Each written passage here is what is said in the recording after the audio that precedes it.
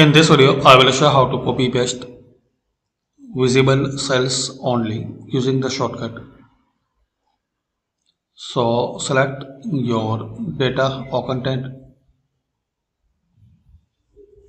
then Alt and semicolon. Press Alt then semicolon.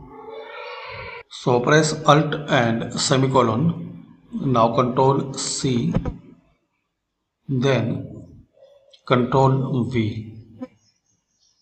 So this is the way you can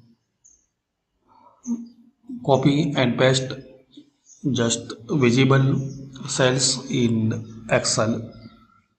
Thanks for watching.